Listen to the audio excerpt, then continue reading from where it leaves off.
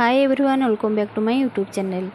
केमती अच्छे सांग मैंने निहाती भाव भल थे। चलते मुझे आपण मानक गोटे बहुत बढ़िया कदली भजार रेसिपी आपण मान सहित सेयार करी से मुझे किसी अरुआ चाउल आ कि जीरा देखो कंचा कदली की तो आम अनेक प्रकार भाजी था कि आज गोटे आपण मानक डिफरेंट स्टाइल रे कदलीटा भाजी चोपा न काढ़िक जोटा कि बहुत क्रिस्पी लगे खावाई बहुत भल लगे। आपण मैंने भिडियो टी जमार भी स्किप करेंगे फास्ट टू लास्ट पर्यंत निहाती भाव में देखूँ। जदि आपण मानक मोर रेसिपीटी भल लगे तो निहाती भाव में गोटे लाइक शेयर और सब्सक्राइब करने आदौ भूलें ना। तो आम जो कदली की देखो केमती काटी आप टाइप्र काटे आउ सिझेवाई आप कड़े व्यवहार करेंगे किंतु मैं यहाँ प्रेसर कुकर रे सिझाऊँ। प्रेसर कुकर रे सिझाइबा द्वारा आमर बहुत कम समय मध्य सिझीज। आपण मैंने प्रेसर कुकर जब सिझेबे ताले गोटे सीटी देवाई अपेक्षा करेंगे। तापर कदली रे आपण मैंने टी अधिक हलदी पकेबे जेहेतु यहाँ कषा लगी थाए तो से स्वाद अनुसार अल्प लुण आपण मैंने देवे। आपण मानक क्वांटिटी देखिए अल्प परिमाणर पानी देवे बेसी पानी देवेनी। यहाँ खूब कम समय मध्य यही क्रिस्पी आइटमटा आमर बनीज और समस्ते यहाँ खावाई बहुत पसंद करेंगे।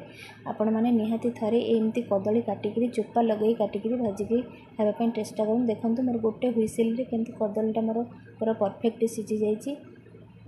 आपण मैंने देखिपे टी कला बस देखा जेहेतु आम चोपाटा रखीचे कि बहुत क्रिस्पी लगे आपण मैंने जान ही पारे। तो मुझे अरुआ चाउल जीरा ए देखी से बाटी देती से मुझे पकाऊँ कि जीरा गुंड हलदी गुंड देखिए पकेबे जेहेतु आप सिझिला बेले पकई तो आ कि लंका गुंड परिमाण आपण मैंने बहुत कम करेंगे। आउ से मुझे नहीं कॉर्नफ्लोर आपण मैंने चाहिए कॉर्नफ्लोर जगह बेसन को नहीं पारे।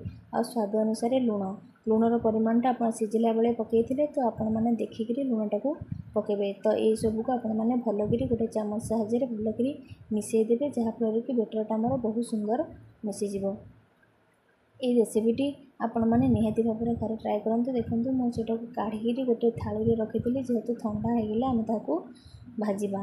तो कदली तो भजा आप बहुत प्रकार खाई तो ये प्रकार कदली भजा आप थे ट्राए करूँ। तो कड़े गरम हो गले तो तेल दे आप गोटे गोटे आपण मैंने यहाँ भाजबे। तो देखो मुझे प्रथम पकईदेली तो तेल टिके नाकू भजार अधिक लगी था जेहेतु आम भजा करुचे। तो देखो मुझे लेउटे देखो केते सुंदर भाव में मोर भजाटी प्रस्तुत हो गला। आ चोपा आपण मानक जमार भी कषा लगभग आपण मैंने भावुए कदली चोपा लगी तो भल लगभग कि यहाँ बहुत सुंदर लगे। गोटे नुआ स्टाइल कदली भजा आपण मान सहित मैं सेयार कर। देखो टी गोल्डन ब्राउन है पर्यटन आम ताकू भाजवा। तो देखो केते सुंदर भाव में आमर कलरटा भी बढ़िया आसी खावाई कि बहुत बढ़िया लगे। देखते एपट सेपट टी करदे बेसी ततेबेनी। देखो केते सुंदर भाव में मोर भाजी होगला। तो आपण मैंने आशा करुँची आपण मानक मोर ये कदली भजार रेसिपी भल लगी। आपण मैंने यहाँ निहाती भाव में घर ट्राए करूँ। छोटू बड़ पर्यंत समस्ते खावाई बहुत भल पाइबे आ जान ही पारे ए चोपा लगे आम भाजीचे बोली।